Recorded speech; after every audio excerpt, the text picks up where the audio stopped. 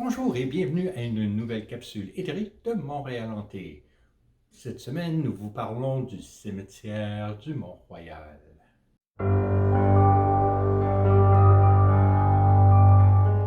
En plus des capsules chaque samedi sur les phénomènes de hantise de Montréal et de la région, Montréal Hanté vous offre des promenades thématiques et une tournée des bars.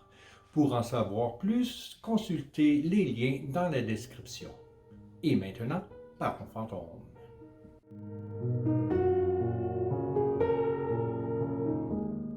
Situé en haut des pentes du Mont-Royal, le cimetière protestant serait, selon les rumeurs, l'un des endroits les plus hantés de Montréal. Souvent décrit comme la ville des morts surplombant celle des vivants, il serait le foyer de maints fantômes, de fées et d'autres mystérieuses apparitions. Montréal Hanté a reçu, il y a quelques années, une missive anonyme d'une ancienne étudiante du Westmont High School qui aurait fait une expérience terrifiante dans le cimetière. Elle raconte qu'un esprit l'a suivie jusqu'à sa maison à la suite d'une visite au cimetière. Après s'être endormie, elle se serait réveillée aux côtés d'une figure mâle qui murmurait son nom. Trempée de sueur, elle trouve la force d'allumer la lumière pour enfin se rendre compte qu'il n'y a personne là. En se confiant à Montréal Hanté, l'auteur se joint à la longue liste des gens qui ont eu des expériences d'activité paranormale dans le cimetière protestant du Mont-Royal. Le cimetière, qui compte 67 hectares, a été constitué en société après que le cimetière Saint-Laurent fut jugé trop plein et impropre à recevoir d'autres corps. Ouvert en 1852, le cimetière fut le premier en Amérique du Nord à suivre la tendance européenne où on déménageait les cimetières à l'extérieur des limites urbaines pour les emménager en beaux jardins, assurant un repos paisible aux morts. Le cimetière a été conçu à l'origine pour accueillir 6 confessions de protestants, mais est maintenant ouvert à toutes les religions. Parmi ces jardins luxuriants et ces monuments majestueux, des obélisques et des statues furent érigés au fil des ans, créant un lieu de sépulture exceptionnel. Les droits d'enterrement ont toujours été offerts à perpétuité.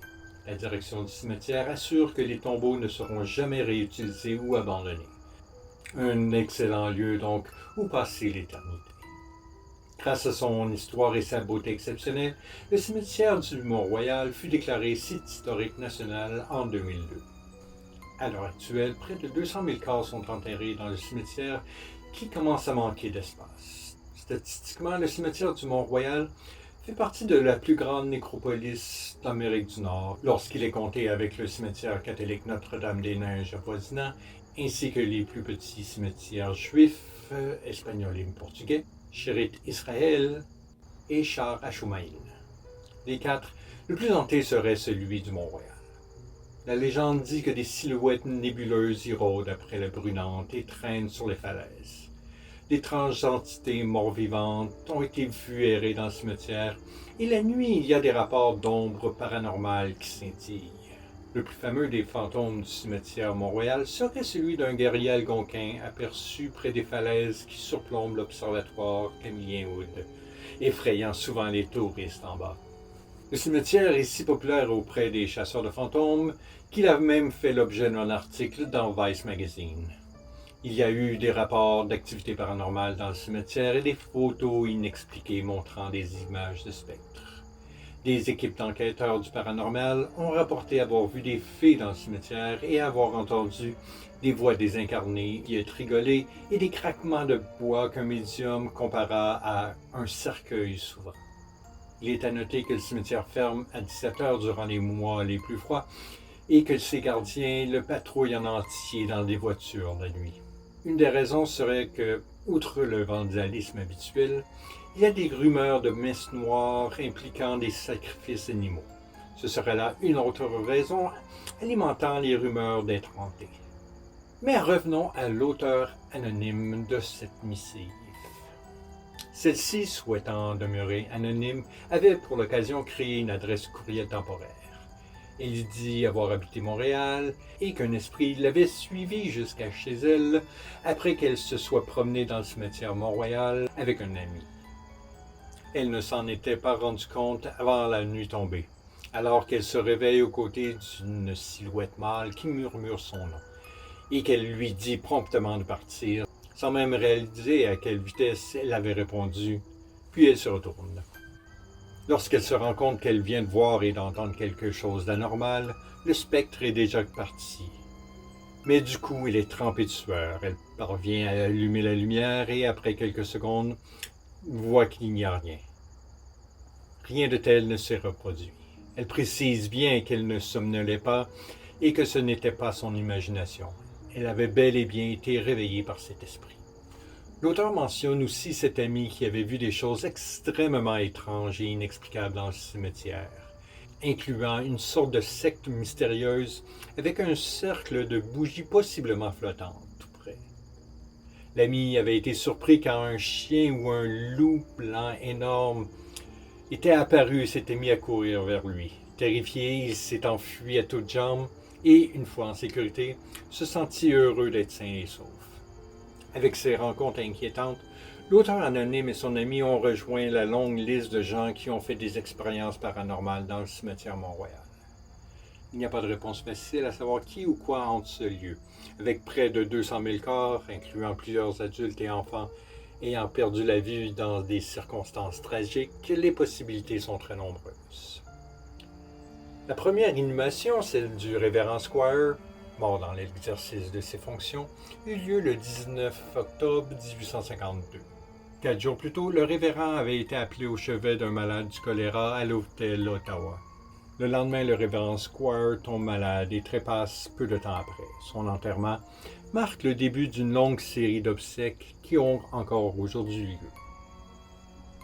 Le cimetière comprend aussi une section pour les enfants morts prématurément, souvent à cause de maladies contagieuses. Il y a également 459 sépultures de soldats morts au combat, 276 de la Première Guerre mondiale et 183 de la Seconde. On y trouve également des hommes politiques notables tels que l'ancien maire de Montréal, John Easton Mills, victime du typhus en 1847 en soignant les réfugiés de la grande famille irlandaise, et le premier ministre Sir John Abbott, mort d'un cancer du cerveau en 1892. Il y en a eu plusieurs autres qui ont connu une fin tragique, incluant quelques victimes du Titanic.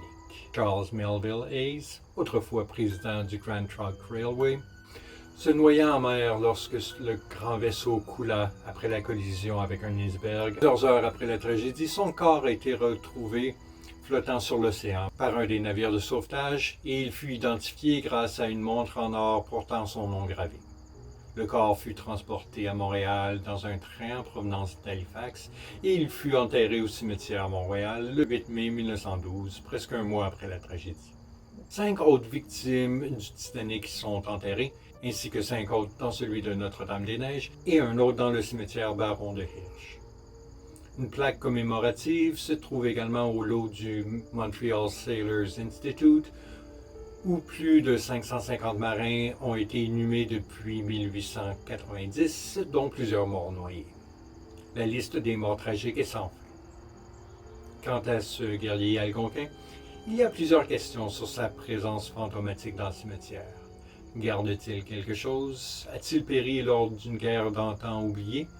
Sa présence est-elle reliée aux sépultures amérindiennes trouvées sur le Mont-Royal? Historiquement, des tombeaux amérindiens ont été découverts sur le mont et les morts étaient souvent placés en position fétale. Le cimetière protestant serait-il installé sur un autre site de sépulture, provoquant un dérangement chez les premiers enterrés? Si oui, l'esprit du guerrier algonquin serait-il revenu de ce monde dans une sorte de protestation paranormale? Bien que personne n'ait de réponse à ces questions, ce fantôme reste certainement une des légendes les plus mystérieuses du Mont-Royal. Avec autant de possibilités parmi les 200 000 tombes, il est presque impossible de deviner qui au juste hante le cimetière Mont-Royal. Et avec toutes ces silhouettes nébuleuses, ces sectes étranges et ces fantômes effets, une chose est certaine. Le cimetière du Mont-Royal est un des endroits les plus hantés de Montréal. Véritable cité des morts, surplombant celle des vivants. Voilà qui était notre petit tour du cimetière du Mont-Royal. Si vous y avez fait des rencontres étranges, n'hésitez pas à nous en faire part dans les commentaires. N'hésitez pas non plus à aimer la vidéo, vous abonner et activer les notifications pour ne manquer aucune capsule. D'ici samedi prochain, je vous souhaite une bonne semaine et gardez l'œil ouvert. On ne sait jamais ce qui se trame à Montréal.